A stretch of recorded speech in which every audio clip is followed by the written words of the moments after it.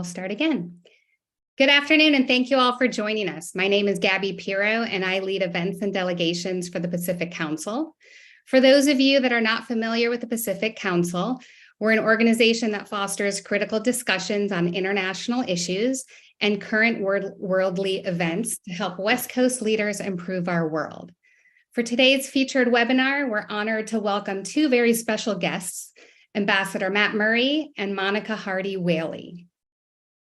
They both will be providing us with a preview of the discussion points taking place at this year's Asia-Pacific Economic Cooperation Leaders Summit, taking place in San Francisco this November. They both will also share the importance of the U.S. economic engagement with Asia-Pacific region, current agendas in the works, challenges, and recent successes. Ambassador Murray currently serves as the U.S. senior official for the Asia-Pacific Economic Cooperation. In this role, he coordinates the U.S. active engagement and participation in APEC, while also overseeing the Office of Economic Policy in the State Department's Bureau of East Asian and Pacific Affairs. Monica Hardy Whaley has been serving as the president at the National Center for APEC since 1993. Monica is responsible for management of NC APEC's policy and administrative staff, membership, fundraising, and fiscal management. She also serves as the public spokesperson and representative of the organization. For our programming this evening, our briefing will run roughly 30 to 40 minutes with plenty of time at the end for questions. We ask that you please direct any and all questions you might have into the chat so that we can address those at the end. I will now pass this over to Monica, and thank you both again and everybody here for joining us. Thank you. I want to be sure I can be heard. I think I can. Delighted to be with you today. I'm a longtime member of the Pacific Council on International Policy, but my first time being part of one of these discussions. So delighted to do it today. Thanks so much, Ambassador Murray, for making time to be with us. I know that your time is extremely tight these days as we all turn past the sort of the UNGA pivot point and head into the busy November season for us to be working on APEC. For those of you that don't know, the National Center and the Asia Pacific Economic Cooperation Host Committee and the CO Summit are things that are private sector activities. And so I'll focus on those and let Ambassador Murray take us through what quite an ambitious agenda that the United States has had in its hosting for APEC. This is actually a year-long activity. We're just heading in toward the final stretch. But meetings have been going on since last December, and I'm sure Ambassador Murray will tell us more about all of that. So just to start us off, Matt, maybe you could tell us a little bit more. Sorry, Ambassador Murray, I've gotten to know him quite well over the past year. Give us a sense of what the reason why this U.S. hosting of APEC is so important to the United States. Well, yeah, thanks, Monica. Thanks for the partnership all year long, but especially the partnership tonight. Really great to be able to doing this with you, and it's also great to be back at the Pacific Council for International Policy. Interestingly, my first time with getting introduced to the Pacific Council was during our 2011 U.S. APEC host year. At that time, I was working for our Undersecretary of State, Bob Hormats at the time, and he was hosted by the Pacific Council for an event to talk about APEC. So here we are 12 years later, and it's good to be back with Pacific Council. I think that many of the folks on the call will be familiar with APEC. It's been around since 1989, launched as a consensus-based, non-binding organization with the goal of creating greater prosperity for people of the region, and is focused over the years on promoting balanced, inclusive, sustainable, innovative, and secure growth, and to accelerate regional integration. In 1993, the United States hosted the first ever leaders meeting near where Monica is in Seattle. And that was the first time the United States hosted. And, over the next few years, APEC grew to be 21 member economies. That's where the membership has stayed since 1998. Some of our strongest partners in the region are in that group. economies like Australia and Canada and New Zealand and Japan and Korea. We also have, some of the, obviously China is a member as the second largest economy in the region. And then, many of our partners in Southeast Asia, as well as Papua New Guinea, as well as a couple of South American partners, Peru and Chile, and also Mexico, are all APEC members. APEC is also one of the only multilateral organizations for which Taiwan is a full member. They participate as Chinese Taipei and Hong Kong as well. So as Monica said, it's a year-long effort. Over the course of a year, there's anywhere between 300 and 400 meetings, 8 to 10 ministerial meetings, and then of course everybody focuses in on the leaders meeting in November. And the bottom line for the United States is we see APEC as a place, as a platform where we can advance economic growth through a multilateral organization, where we can engage like-minded partners, where we can uphold international rules and norms, where we can, importantly for tonight's conversation, support and advance public-private collaboration, which Monica has heard me say many times is I refer to as the secret sauce of APEC, because APEC is a place where you can have a lot of private sector collaboration. And APEC is also a place where we can drive forward on key outcomes on the issues that really matter to our economies. And as Secretary of State Blinken said last year, right now we need to use APEC to meet the moment that we're in, to meet some of the economic challenges that we're facing. Because APEC has been around for 3+ decades, it's overcome the Asian financial crisis, September 11th, the global financial crisis, and now COVID, and we're still, meeting every year. And, some of the engagement in APEC has been the basis for launching initiatives such as the WTO Information Technology Agreement, the Environmental Goods and Services List, the APEC Business Travel Card, and the Trans-Pacific Partnership. So I think for all of those reasons, it's really an important forum to be a part of, and we're really excited to be hosting it this year.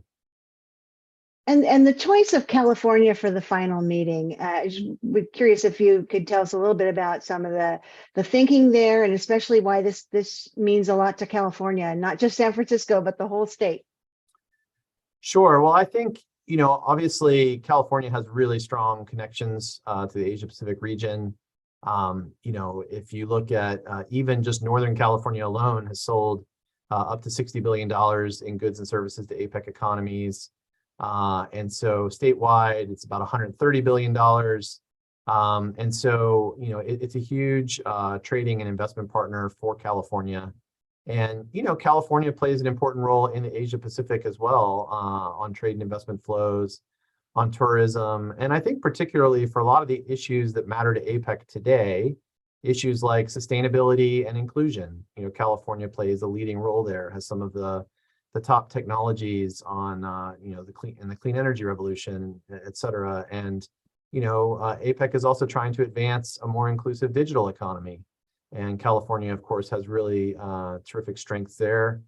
And especially during, coming out of the COVID pandemic, we really want APEC to play a role in promoting a more resilient Asia Pacific region, and a particular focus there on supply chain resiliency. And of course, California plays a really key role in the logistics and the transportation of goods, and also all of the platforms that are used for services. And so with that, I think it's hugely important. Also, obviously, as we focus on inclusivity in APEC, you have a state in California where a large percentage are Asian American, a large percentage are Latino American. And so it's a really, I think, a great place to be able to showcase how the United States and this part of the world engage. And so we're really excited to be able to have the leaders meeting in San Francisco. And I should also say this is our second meeting for APEC in the state of California this year. We also were in Palm Springs, not too far from LA, back in February for our senior officials meetings and some of our working group meetings. We also had a really amazing event that the U.S. Private Sector Host Committee supported at Sunnylands, which was an incredible way as well to showcase the role California and the state have played in some of the big diplomatic moments in our recent history with Asia. So that was also a tremendous opportunity. And so we're really excited to be heading back to California in November for the leaders meeting. Great. And I actually have two questions, but I'm going to blend them together if you don't mind, because I know this has been a year-long effort. You've moved from California to Detroit to Seattle in almost all of August, and then now down to San Francisco. But you've been driving throughout that year through these hundreds and hundreds of meetings, certain themes, certain objectives, and I just wonder if you could lay out what those are, and then fold into the other question, which is there something you are trying to achieve by San Francisco? Is there going to be a sort of outcome there that we can point to following the leaders meeting? Yeah, sure. I think, as I said earlier, I mean, we came into our host year with these broader goals about leading on multilateralism, strengthening ties between like-minded partners and allies, upholding international rules and norms, bolstering public-private collaboration, and delivering strong policy outcomes. I think when it comes to the policy outcomes, what is important to the United States right now, we have found is pretty universally, they're the issues that are pretty universally important to the region. So, for example, last year in APEC, when Thailand was hosting, they launched a lot of new work on sustainability. And I think that really resonates quite a bit with our economy and our country, and I know specifically in California, with how are we going to work together to promote a transition to a clean energy future. This year, we hosted an energy ministerial meeting in Seattle, where APEC economies agreed on a set of just energy transition principles, which I thought was a pretty big deal. Particularly because it had been 8 years since the last time APEC had hosted an energy ministerial. So I feel like that was a great contribution. We also got a conversation started and made some progress among APEC economies in that meeting on setting some higher targets on decarbonization of the power sector, and also on setting some higher targets on methane abatement. And so that's just one example of where we really want to make sure that we're supporting some key objectives on sustainability, but sustainability has really cut through all of our different work streams. Almost every ministerial, every working group meeting, every private sector interaction somehow has to do with sustainability. Second big area has come into play with the digital economy. I think that Seattle was a great backdrop, as for our first APEC Digital Month, where we really tried to highlight a lot of the various digital economy issues. Whether that was related to e-commerce, cross-border privacy rules, cloud computing, telehealth, digital currencies, a lot of different topics, cybersecurity. And, digital is hard in the APEC context because if you polled the 21 different economies, you might get 21 different answers on what a healthy digital economy looks like. But we also are all getting the same demand signal from our businesses, especially our small and medium-sized enterprises, that they need a digital economy that works for them to be able to access markets and be able to be connected to supply chains. And so, obviously it's been great to partner with ABAC, the APEC Business Advisory Council, on some of this work. They've come up with a couple of toolkits, one on cybersecurity, one on, micro, small, medium-sized enterprises connecting to supply chains. And so, we want to be able to promote some of that work going forward and using the leaders meeting to highlight some of that. And then I think, a really big third area, like I said, is the resiliency piece and resiliency and inclusion, making sure that no communities are left behind. We've done a lot of work this year on disaster management and disaster risk reduction. We've done a lot of work on climate resilience in various meetings. We've done a lot of work on supply chains, on good regulatory practices. And these are all areas that we want to make sure that we lift up in San Francisco. But I think the bottom line for the Biden administration is being able to say, again, to answer that question Secretary Blinken raised last year, were we able to meet this moment that we're in? What are some of the key outcomes? both as government to government, but also together with our business community and other stakeholders. How did we answer the mail on that? And so we still have a lot of work to do over the next couple of months as we negotiate that with the other economies. But those are some of the areas that I think will come through in the end.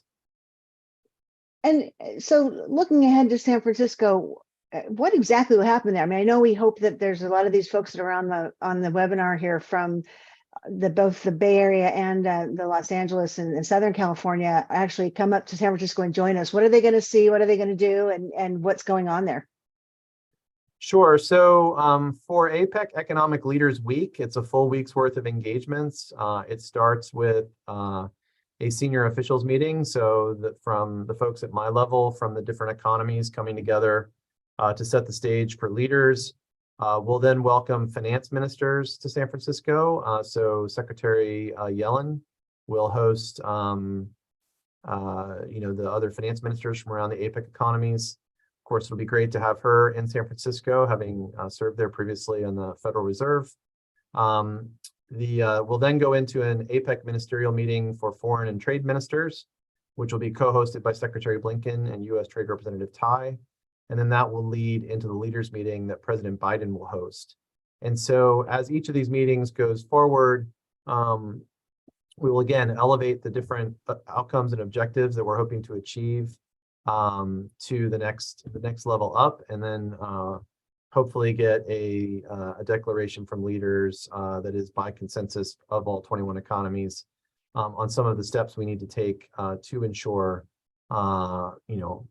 greater prosperity in the region, and that we are in fact creating a resilient and sustainable future for all, as is our theme for the year. Importantly too, there are a number of stakeholder events during the week. And I'll turn to you in a second, Monica, to ask some more questions of you on these, but it really is an important feature of APEC Economic Leaders Week that there is an APEC CEO Summit. There is an APEC Business Advisory Council meeting, the ABAC, which includes 3 members from each economy. And we're very pleased that this year the ABAC is being chaired by Dominic Ng from Los Angeles, East West Bank. And we expect that between all of those events, we'll have hundreds of high-level business people out there for the week. We'll have all the delegations from all 21 economies with leaders and cabinet level ministers and secretaries. And so I think it's going to be a great opportunity. And then there will be all kinds of other events that the city and the state will put on the margins, and also other federal government events, U.S. government events, to highlight a lot of the broader regional economic engagement with the region, given its dynamism and everything going on there. So, but maybe if I could turn it back to you, Monica, from the private sector perspective, how are you looking at the activities that will shape up APEC Leaders Week? Turn the tables on me. I think one of the things that is really important to know about the APEC Business Advisory Council is that was created back in 1996, but in 1993 was the beginning of when they started to call for such a body to be created, and out of the Seattle meetings, and then pulled it together. And it really is one of the only that we're aware of, only forum like that's an institutional part of the organization itself, the multilateral organization, and provides that business view. They meet 4 times a year. They have a unified report that comes to leaders right about now, this time of year. And it's really something very unique in APEC, but so is the CEO Summit itself. So as Matt said, the ABAC meets during the first few days of the week and finalizes their sort of final presentation to leaders. And then we'll be holding on the 14th of November, the Sustainable Future Forum, which has been a partnership with the State Department, a way to take the Bangkok goals, the biocircular green economy goals that Matt referred to, that were agreed to last year in the leaders meeting, and there was a joint leader statement on them, to take those and sort of broaden them out and to figure out how the private sector could make some of those goals a reality. And so that'll be a day-long program with a special lunch in the middle that is sort of a tradition for the National Center to do a lunch that week. But that will have a lot of chief sustainability officers from some of the U.S. leading countries and some of the ministers from other economies, and we will put that all together. And that website is just opening today for people who are interested in getting an invitation to that event. The other event, obviously, is the APEC CEO Summit, which begins the evening of the 14th with welcome. And then really the sessions themselves are on the 15th and 16th. And we expect more than 1,200 delegates this year, and they will be accompanied by all sorts of teams and staff and a really strong media presence. We have 12 different media partners from around the globe. And we have on additionally, we have a large exhibition that's going to take place, and it's really trying to showcase some of our 4 major themes. We've built the CEO Summit around the 4 pillars of sustainability, inclusion, resilience, and innovation. And our pavilions and exhibitions throughout the Moscone Center, Moscone Center West complex, are going to showcase these and how U.S. companies and other companies and areas of the Asia Pacific are bringing those things to fruition, bringing those elements to the work that they're doing. So we have a really interesting showcase of activities. But we also have then 2 very densely filled days of speeches and panel discussions and fireside chats and spotlight sessions where we have interesting people that are just going to take a little bit of a deep dive by themselves, kind of like a TED Talk. And those will be on those 4 themes, and they will be presented by some of the major CEOs in the US. And then we also have a very important and unique feature of the APEC CEO Summit is the presence and participation of leaders on the agenda. And we have, I think, a record number of leaders this year who've expressed an interest in speaking to the CEO Summit. I think in this whole period of kind of getting back to business after COVID, I think not just the United States, but all of these economies see the real value and need of communicating with the business community and trying to sort of regenerate growth. And I think every single one of the economies has expressed some kind of interest in having activity with the private sector. So we are going to try to make the most of that opportunity with the leaders and throughout the summit and its side events. There's a lot going on. And how does California feature into that? How private companies from California, how are they plugging in? Couple of different ways, which is very exciting. First of all, San Francisco is running a special events committee, and there's a number of great California companies that have stepped up to support them. These sorts of meetings cost a lot of money for the city that's hosting them, and they've got a lot of great support. So that's one way. There's a key way that San Francisco companies are being involved. Secondly, during the APEC, the Sustainable Future Forum, we're working closely with Deloitte to bring a whole California element to really every single one of those panels, as well as a dedicated component of that session. And we spoke to the governor's team today. We're hoping to have Governor Newsom be part of our lunch conversation. So there's a lot of California elements, especially to that program, and intentionally so. The other ways that in the APEC CEO Summit, we've got a number of California companies which stepped up very early on, sort of the name brand companies, to be part of the APEC Private Sector Host Committee and sponsors of the summit.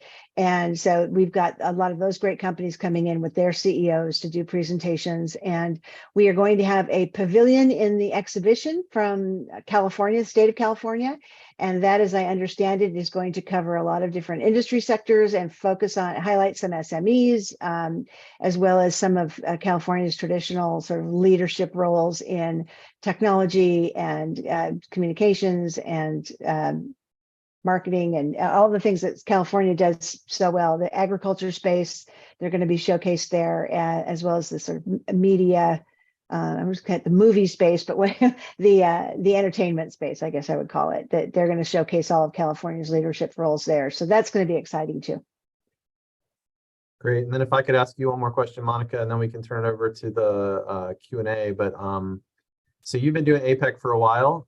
You started, as you said, back when Seattle was the host in '93, and looking at how to get the private sector more engaged. How would you say APEC has changed, over the last 30 years, and particularly in the sense of the private sector's engagement in APEC? Well, that was one thing in the Seattle meetings, and I was a mid-level staffer for the host committee that year for the Seattle host committee, which started off thinking this was a ministerial meeting, and then got just a few months out, really learned that President Clinton had invited all the other leaders to come, and there was this sort of mad dash for everybody in the city to get together to make sure we had the right hosting ability for that. But focusing on the private sector interaction with APEC, even at the time, to have private sector people go to a senior officials dinner or to attend a reception where the ministers were present, that had not before been done in APEC. And so that was kind of the maiden voyage in 1993. And then actually after 1993, the National Center for APEC was actually established from the Seattle Host Committee. And we started then with our mission of bringing the private sector into APEC more fully. And those first few years, there were some of the APEC working groups which really welcomed the private sector interaction and welcomed the participation. Others were not so comfortable with it at the very beginning, and APEC has a lot of different working groups and subgroups, and they were to different levels and different degrees comfortable with the private sector existence. And then an APEC was formed itself. And now really fast forward and over the years now, there really is hardly an APEC gathering that doesn't have APEC having a seat at the table, that doesn't have private sector people coming in as experts or sponsors of workshops. That just the number of workshops that have been held under the U.S. chairmanship this year. I mean, that's really a unique feature of APEC, having this capacity building and training piece, and that often the private sector has always been a key partner in that experience of bringing capacity building to parts of the region. The other thing I think has been just really important about APEC sort of geopolitically is and we thought about this in 1993, that making this an annual event where leaders would count on seeing one another was new and important in 1993. There weren't several different summits where leaders would get together at that time. So this was really a new area for international relations, and having that way. APEC has a very, I don't want to say very casual part to it, but there's a part of it that's very interpersonal. They do retreats, they do these kinds of things amongst officials and even amongst leaders, and to try to sort of build that relationship between the leaders. And that's been, I think, a really unique feature of APEC. It's gathering power.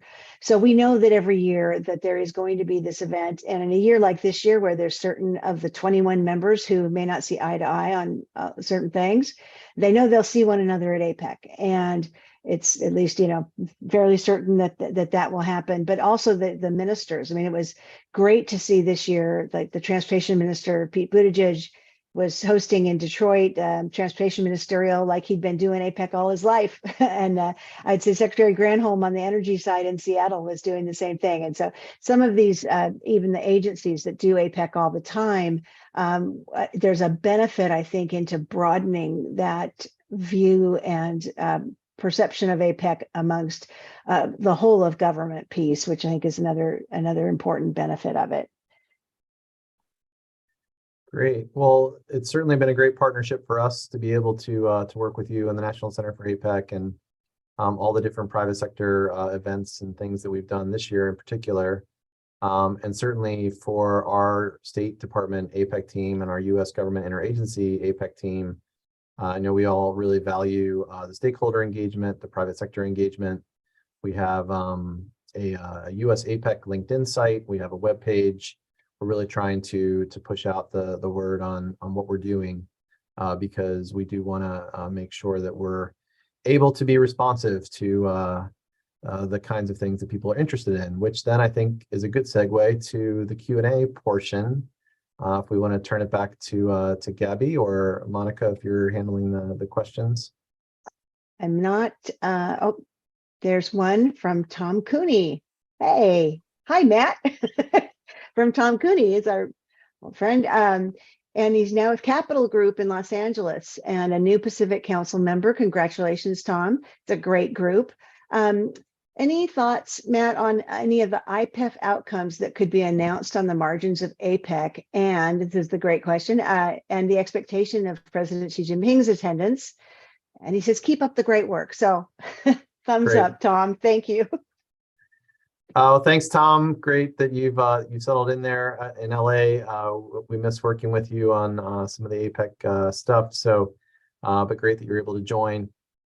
So for those who aren't familiar, IPEF is the Indo-Pacific Economic Framework for Prosperity that President Biden launched last year with 13 other partners around the region across 4 pillars: a trade pillar, supply chain pillar, decarbonization pillar, and a pillar on tax and anti-corruption. And what they're trying to do there is negotiate some specific outcomes with those partners.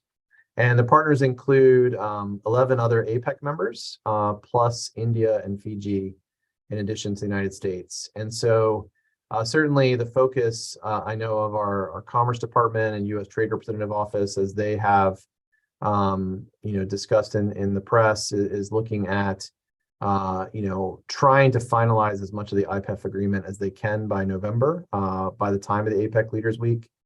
And so we certainly are hopeful that those negotiations will be successful, and that we'll be able, Commerce and USTR will be able to announce some good outcomes with other, representatives of the other IPEF economies on the, margins of APEC Leaders Week. We're still working on what would be announced, because it is still an active negotiation, and we're still also working on, how that would be done, but we're certainly hopeful of that. I think more broadly too, I think it's important to note APEC is not the only, way in which we're engaging with the Asia Pacific and Indo-Pacific region on an economic basis. I mean, as we've seen, President Biden also has the partnership on global infrastructure, which is PGI, which is another initiative. There's also engagement through the Quad with Japan, India, and Australia on economic issues, including critical emerging technologies and also infrastructure. And so we do hope that APEC Leaders Week can be a platform for a lot of different things to be announced, and to really demonstrate that we have a strong economic agenda with the region. On the Xi Jinping question, we are certainly hopeful that he will be there in San Francisco. We haven't been given any indication yet otherwise, but it also hasn't been confirmed that he's coming yet. Obviously, one of the really great features of an APEC leaders meeting is that there are all of these bilateral opportunities to meet with key partners. Just as Monica was saying, this is one of the first kinds of groups that really provided that sort of annual way to do that. And so, we expect there will be a number of key bilateral meetings during the week. I think also, as we've all seen in the last, decade or two, certainly, much of the gravity of, the economic center of the globe has swung towards the Asia Pacific and the Indo-Pacific. So many of these high-level bilateral conversations, obviously, if there's one between President Biden and President Xi Jinping, would be the most significant of those. But with any of these really key partners, we had a state visit earlier this year for President Yoon from South Korea. We obviously have a great economic and trade partnership with both Canada and Mexico. We have really strong linkages in a number of areas with Australia and New Zealand and Korea. So there's a lot of different key partnerships that we want to make sure that we're able to cultivate, not only in the big multilateral meeting room, but also in some of these key bilateral meetings as well. And yes, certainly hope that Xi Jinping will be able to join us in San Francisco. And there's a great question here from someone who chooses to remain anonymous, which is fine. He wonders what benefits from hosting events in California that we've seen, and do any of the outcomes return to DC and influence policy and solutions? I know you had great stats of some of the Seattle outcomes or the economic benefits of the Seattle meeting. Might be too early to say with San Francisco, but let us know what you think about that. Look, I will be very frank. I think one of the greatest benefits for those of us who are in government is that we get outside the Washington, D.C. Beltway, and we get out to these other parts of the country, like being out in California, and having these opportunities not only to host APEC delegations there, but also to do all of the stakeholder engagement and public-private collaboration that we're talking about, and get a different sense of what it is that that our country really needs. I mean, at the end of the day, we want to be able to use APEC as a platform to advance U.S. economic interests and U.S. commercial interests. And so the benefit of hosting in California is to, from my very, narrow perspective, is to, be out in the United States with the innovators and the creators and the entrepreneurs and the small and medium-sized enterprises, and hearing directly from them about what really matters on this agenda. It was great to be in Seattle, and at one meeting you'd be talking to a really large company like Amazon, and then you would go down the street and you'd talk to an SME like Chucker Cherries. It's just a really terrific opportunity to do a lot of those things. And so being able to bring back the impressions from all of that and the engagements from all of that and develop into policy solutions, I think is really, really important.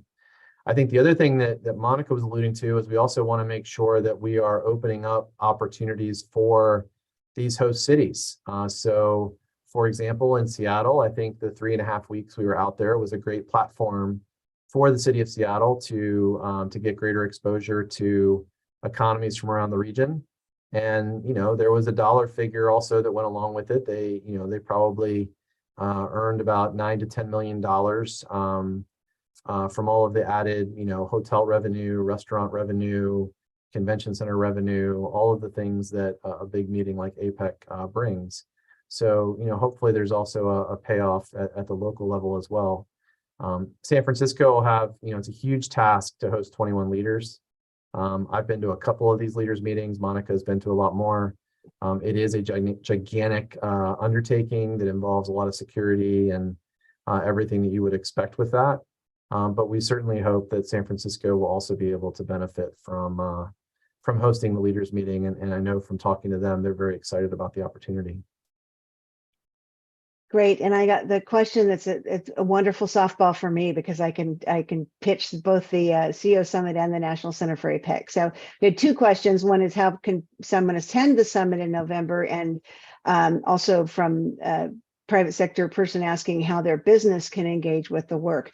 Actually, both of those things are most welcome. I know in Seattle for the first time, APEC was able to do this digital month, and that really gave us an opportunity to open wide these meetings. People signed up to attend and could view them, and it was kind of a new area for APEC because the government to government meetings are usually just that. They have guests from the private sector, they have ABAC in the room, but it is a government to government meeting, and there's not a lot of going in and seeing what's going on. But it was a great way to kind of open things up and demonstrate that there's transparency there.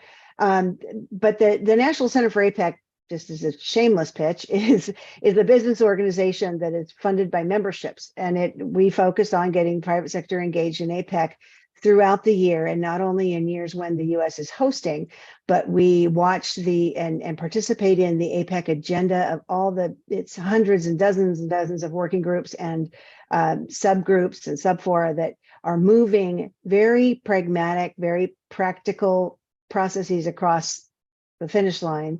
Sometimes takes a long time, but the wheels of APEC continue to move year in and year out, and continue to advance a lot of these policy issues that are important to the business community. So you're welcome to see us at ncapec.org if you want to find out more about the National Center. But for the summit in November, the way to get an invitation to the APEC CEO Summit is to visit the website that I asked the Pacific Council team to post, and I see they have the APEC CEO Summit 2023.com. And that has a button on there that says request an invitation, and we'll move that right out to you. So let us know if you want more information than that. Happy to provide it. Another question about a couple of questions here about various leaders that may or may not come. I know that you haven't got all that information at the ready there, Matt, because not all of them have made their announcements yet about whether or not they'll be here. But I know that most are expected. At least you can tell us a little bit about who's been invited and who hasn't, and if they're coming. Sure.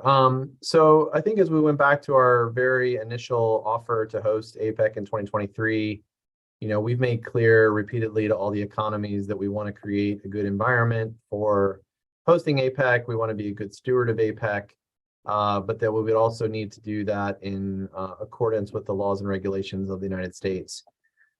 So with the question about Hong Kong Chief Executive John Lee and Vladimir Putin from Russia, the challenge we obviously have in both of those cases is that they're sanctioned or facing different kinds of sanctions here in the United States, which may prevent them from being able to participate. So, the White House, I know, is extending invitations to APEC leaders, and we do want Russia and Hong Kong to be represented somehow, but I don't think at this time that it will be possible for either Vladimir Putin or John Lee to be invited based on the sanctions situation. But we want to continue to work to make sure that those economies are represented. In addition to the APEC leaders, we also are able to invite guest economies to join for Leaders Week. One of those has been announced publicly, which is that we've invited India to join as a guest economy. There will be a couple others that will be announced soon, but we hope that this is also an opportunity to be able to have even broader engagement with other partners.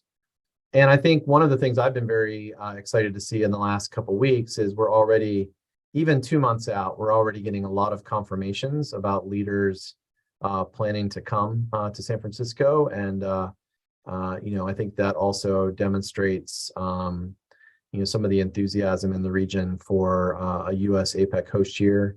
And so we're looking forward to finalizing the full slate of who's going to be there, but we expect a very good turnout. And we've also had great turnouts throughout the year at all of our ministerial meetings. We've had already 8 ministerial meetings, and there's been really good representation from around the region. So we're really excited about that. Great. I do have a question here about will any of the programming be recorded for the public to view? The CEO Summit really is the major sort of public-facing event of APEC Week, and those sessions are going to be recorded and cleaned up and edited and made available online shortly after November 17th. How shortly after, I don't exactly know for how long it takes people to edit those things, but it should be very, very quickly that those are available online. And the leaders, there's a lot of media presence there. And when the leaders speak, if the leaders are saying something that makes the news, you'll hear about it probably through one of those channels as well. But we will have an official APEC, I believe on YouTube channel that will play the sessions from the APEC CEO Summit. And again, there's what the regular professional can do to keep up and get involved in the work. Again, both the Department of State in Matt's office and the National Center for APEC have very active LinkedIn channels now that pretty much post everything that's going on, the meetings that are going on, the opportunities. Those who want to get more into I would say the weeds or play a more active engagement role can contact us at the National Center because we try to find those opportunities. But the APEC really is, and the ABAC does events that are open to businesses large and small. And I think that our goal is really to reach a lot of the people that don't necessarily have huge government affairs divisions that can follow this stuff very, very closely, we realize that there's a lot of businesses that sort of hear that it's out there. They know that they're doing something good. They may have an APEC business travel card so that they can go to the short lane inside all these international airports, which is a fantastic thing.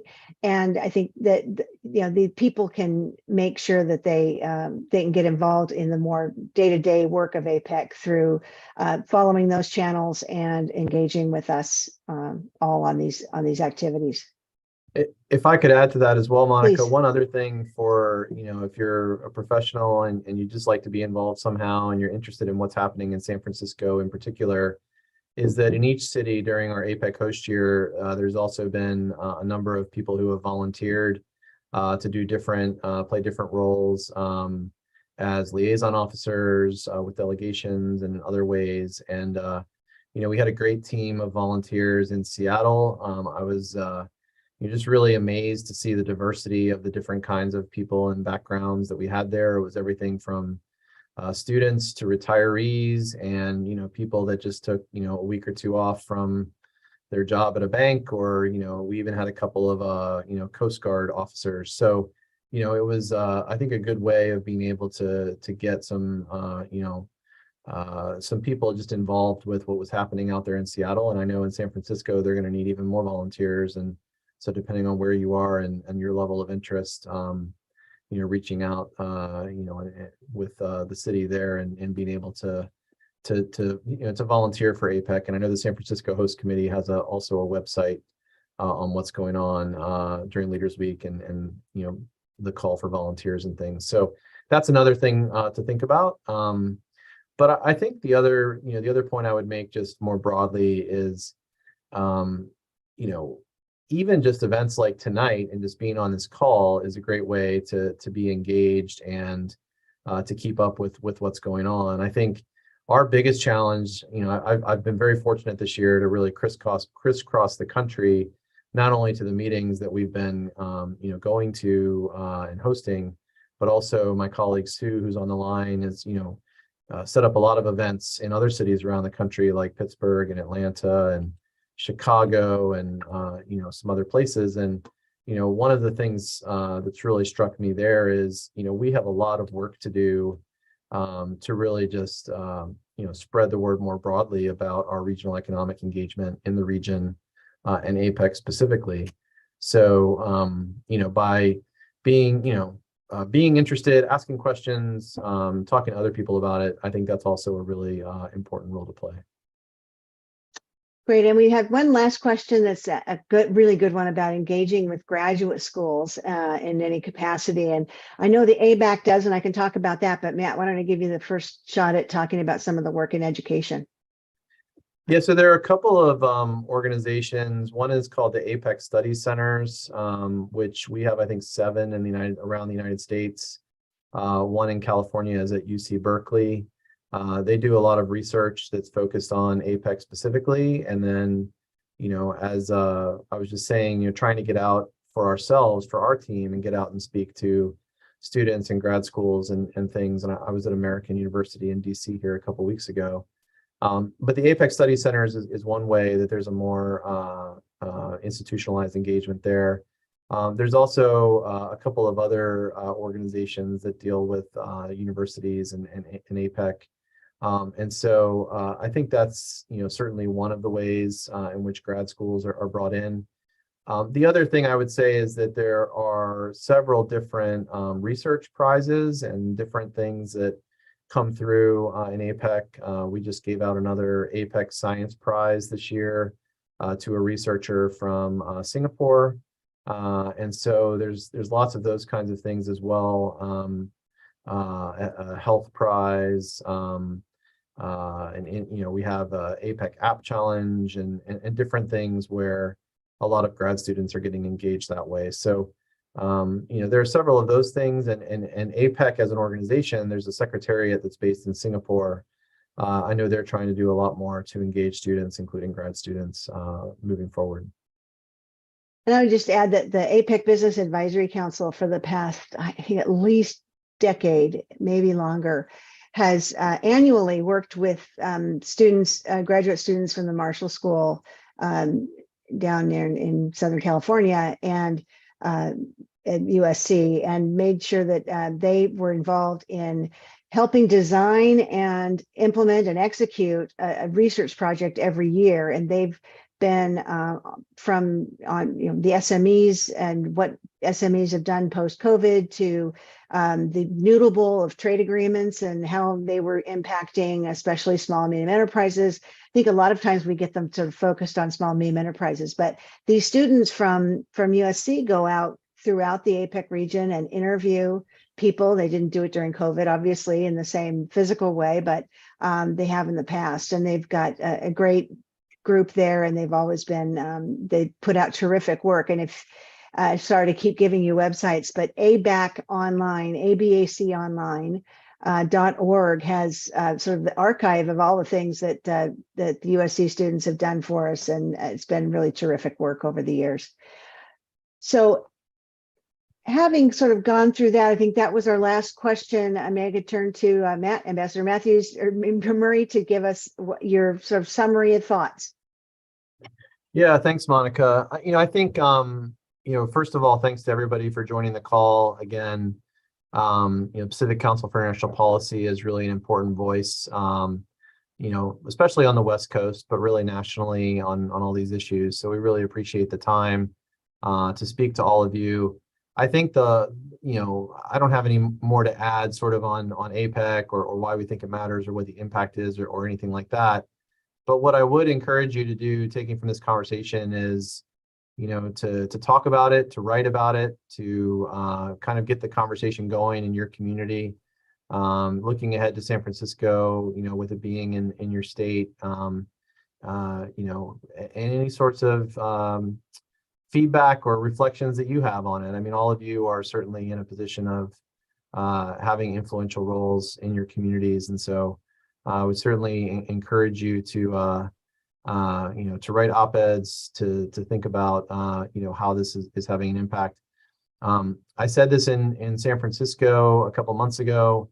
One of the people that was at a session took me up on it and wrote an op-ed that had some criticisms in it about APEC and about our agenda and things, and I wrote him an email to say thank you for the feedback, thank you for the suggestions and the recommendations. And so I think this, for me, that's the whole point of all of this is, can we get a conversation going about what we need to do in our country to set our economic policy on a trajectory that where we can engage the Asia Pacific region and be successful and support U.S. firms and support small and medium-sized enterprises and make sure that none of our communities are left behind. And so certainly would encourage that discussion to continue, and would welcome any thoughts or anything you want to share down the road on as you see things develop over the next couple of months out there in your state of California. Thanks. Great. And I would only add that a lot of the focus has been on San Francisco because it's being centered there, but we really do welcome businesses from Southern California to join us at the APEC CEO Summit, to engage with us on our channels. We really want to be sure that we're reaching all parts of this incredible state and all that you do. So with that, I want to thank the Pacific Council and turn it back over to Gabby.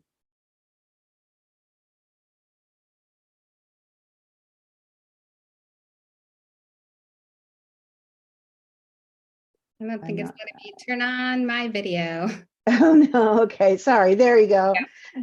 So on behalf of the Pacific Council, I would like to thank both Ambassador Matthew Murray and Monica Hardy Whaley for sharing their time and expertise with us today. It was a great honor. And thank you, everybody who joined us on the Zoom today. We really appreciate it, and have a good evening.